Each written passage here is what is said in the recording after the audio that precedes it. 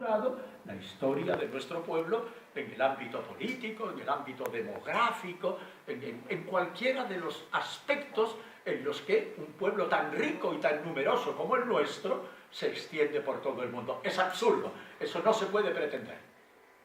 Por lo tanto, voy a intentar, repito una vez más, dejar en el aire 3 o 4 ideas para que susciten vuestro interés, para provocar vuestra curiosidad y que luego, cuando me siente en la mesa, podamos entre todos establecer un buen diálogo, para que me preguntéis cosas.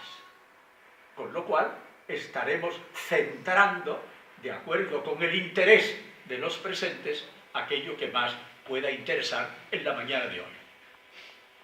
Primera idea. Pensadlo mínimamente conmigo.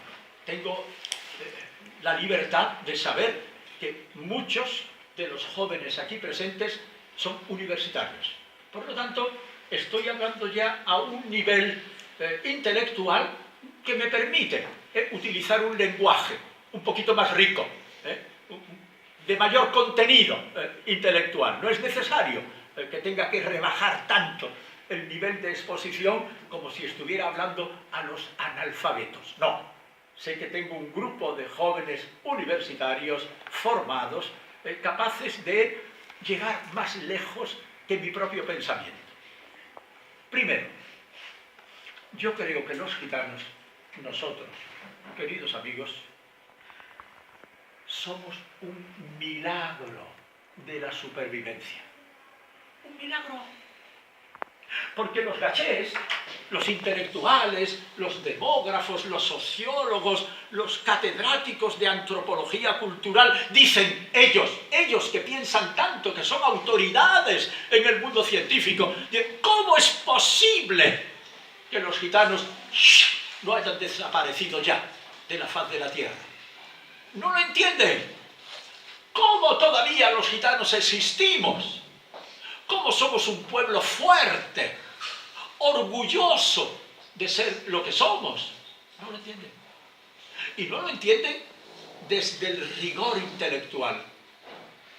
¿Cómo es posible que la comunidad gitana exista y no haya desaparecido ya de la faz de la tierra?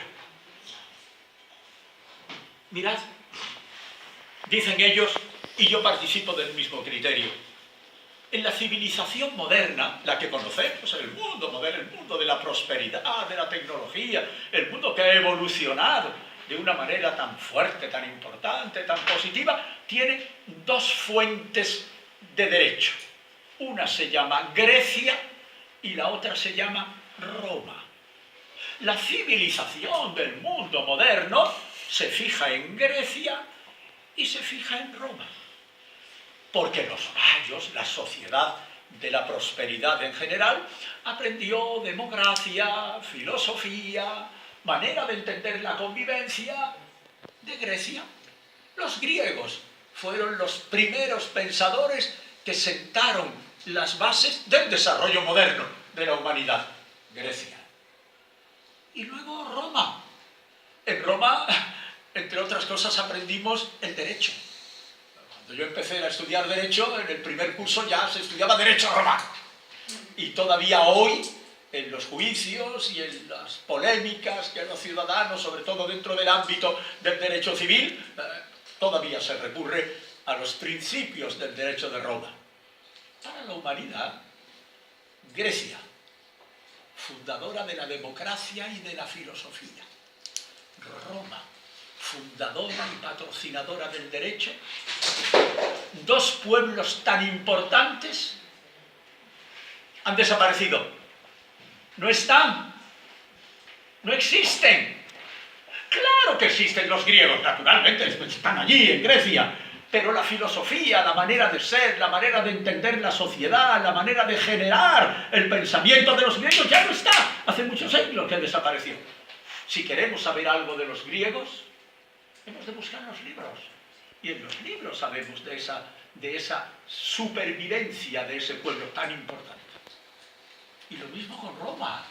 Es que de Roma sabemos porque hemos visto las películas de los gladiadores, de los romanos, gitanos, de los senadores vestidos con sus túnicas blancas.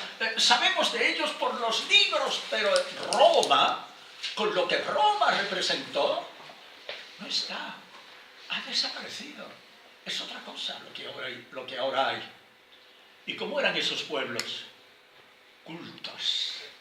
Tan cultos que ellos son los que inspiraron luego a la modernidad la organización de la sociedad. Desaparecieron. Y dicen los intelectuales, especialmente los especialistas, no solo en sociología, en demografía y especialmente en antropología histórica y cultural, dicen, coño, griegos desaparecidos, romanos y los gitanos no han desaparecido. ¿Cómo es posible? ¿Qué tiene este pueblo que encierra dentro de sí? Un pueblo que nunca ha escrito nada, un pueblo analfabeto, un pueblo que tiene una tradición oral, que la ha transmitido de padres a hijos y está vivo, está ahí, no ha desaparecido. Esto, desde un punto de vista de la investigación intelectual, constituye para los HS, no lo entienden, pues, en honor de la verdad, no lo entiende nadie. Solo nosotros los gitanos sí que lo entendemos. Claro que sí que nosotros los gitanos lo entendemos. ¿Por qué? Por unas cuantas razones que os voy a recordar, no os voy a descubrir nada nuevo, sois gitanos como yo. Por lo tanto, lo vais a entender perfectamente. Primero, los gitanos seguimos existiendo porque tenemos un valor. El primero, el más importante de todos. Evidentemente no es nuestro exclusivamente, también en los HS existe, líbreme Dios de pensar que solo las virtudes las tenemos los gitanos y que los mayos son unos miserables que no tienen ninguna. No, eso no está ni en mi pensamiento ni en mi corazón. Pero los gitanos tenemos un valor, el primero de todos ellos, el que hace posible que no hayamos desaparecido, que se llama el respeto y el valor a la familia. Es que la familia para el pueblo gitano es el fundamento. Sobre el concepto de familia que tenemos es sobre el que se fundamenta la supervivencia de nuestro pueblo. Quítenle al pueblo gitano el valor que tiene de la familia y desaparecerá. Tardará más, tardará menos. Quítenle el sentimiento de fidelidad a la familia, que comporta además una jerarquía. A veces cuando digo esto, los mayos me miran con malos ojos y dicen, qué barbaridades está diciendo este señor, porque lo que voy a decir a continuación puede parecer una barbaridad. Ya no sé que puede parecer una barbaridad, aunque no lo sea, por eso en según qué sitio no lo puedo decir. Es que entre los valores de nuestro pueblo, por ejemplo, la obediencia a los mayores, el respeto a los mayores, eso que decimos con tanto orgullo de que nuestros gitanos y nuestras gitanas no están en los orfelinatos, en los asilos, porque están con nosotros, viven con nosotros, comparten con nosotros el cachito de pan que tenemos, porque otra cosa no es posible, aunque también conozco, claro, como es natural, gitanos y gitanas que están en determinados asilos o en determinadas instituciones porque no tienen otro remedio las criaturas, pero no forma parte de nuestro sentimiento global que experimentamos como gitanos. Pero dicho eso, voy ahora al elemento principal, que es un elemento de controversia terrible, que hace que mucha gente me critique personalmente cuando digo estas cosas. Para el buen hijo gitano, para el joven gitano que se siente gitano y que en lo más profundo de su corazón está orgulloso de su pueblo y de su cultura, el mandamiento de su padre es palabra de Dios, hermano. El mandamiento del padre gitano a su hijo gitano es palabra de Dios, aunque su padre no lleve razón. Ahí está el secreto. Ahí está el secreto. Y ese sí que es nuestro. Casi nuestro en exclusiva. ¿Quiere decir, por lo tanto, que los jóvenes gitanos son unos jóvenes tarugos, no son capaces de pensar. Sabe que su padre no lleva razón y sin embargo le obedece. No, los jóvenes gitanos son listos, son inteligentes, y si su padre no lleva razón, sabe que no lleva razón. Pero no se va a enfrentar a su padre. Lo va a respetar. Y si el hijo es inteligente, es gitano hasta el tuétano, sabrá encontrar el momento de hablar con su padre y de decirle con cariño, con respeto, en su momento adecuado: papá, no es así. No es así. ¿Por qué? Porque es como hay que hacer las cosas. Es lo que nos dicta nuestra manera de ser y de entender la vida. Como comprenderéis, en este primer punto, uno de los tres que quiero dejar en el aire, el de la familia, el valor importante de la familia, tiene muchas más derivaciones. Ya me las preguntaréis luego. Yo lo dejo en el aire. Id pensando, porque es, repito, el elemento fundamental. Pero hay un dato que se me había olvidado añadir y que creo que es todavía, si es que le falta un elemento para cerrar el argumento y no dejarlo ya que se escape, es el que os voy a ofrecer ahora. Yo decía, Grecia, emporio de la cultura; Roma, fundamento del derecho y por lo tanto de la convivencia entre los seres humanos para poder dilucidar sus desavenencias. Mirad, cuando fui diputado por primera vez en el año 1977, después de vuestra maravillosa revolución de los claveles, una vez que Franco se muere, que se celebran las primeras elecciones democráticas en España, tuve la suerte de ser elegido diputado en aquella primera legislatura en democracia. Pero sí, el cadáver de Franco todavía estaba caliente, como quien dice. O sea, España estaba haciendo el paso de la dictadura a la democracia con un miedo enorme. Los militares estaban, el poder de la dictadura estaba. Y yo, que fui posiblemente el diputado más joven, tenía 33 años, de la nueva democracia española, un amigo mío me dijo, un amigo mío de Sevilla, me dice: oye, Juan de Dios, los jesuitas, sabéis lo que son los jesuitas, ¿no? Son unos arjais, unos muy listos, muy cultos, saben mucho. Acaban de publicar el libro blanco de los gitanos españoles. ¿Ah, sí? ¿Y dónde está? Lo puedes comprar en cualquier librería. Salí del Congreso de los Diputados a la primera librería importante, fui y compré el libro blanco sobre los gitanos españoles. 1977. No habíais nacido la mayoría, pero haced un esfuerzo por situaros en aquel momento. 1977. Cojo el libro, lo abro, empiezo a leer aquellas cosas que decían aquellas personas allí y me asusté. Dije: Dios mío, pero qué horror. ¿Cómo es posible que mi pueblo viva en estas condiciones que estos hombres han escrito ahí con el rigor intelectual que los jesuitas suelen tener? Y el dato que más me impresionó, vamos, que me dejó cao, es decir, de los gitanos españoles, el 80% de los gitanos españoles no saben leer ni escribir. ¿Cómo es posible? El 80%. Y dice el dato, dice, y el 20% que queda forman un grupo que los pedagogos llaman alfabetos, es decir, ciudadanos que justito lo que saben es firmar con dificultad y leer María con mucha dificultad. 80% analfabetos totales y el 20% casi analfabetos. Es decir, en 1977 los gitanos españoles eran un pueblo totalmente analfabeto, donde nadie sabía leer ni escribir. Claro, y decía: no es posible, estos payos tienen que estar equivocados. Pero inmediatamente empecé a pensar y dije: vamos a ver, gitanos que yo conozco, mis padres, mis tíos, mis abuelos, toda mi familia, ninguno sabe leer ni escribir.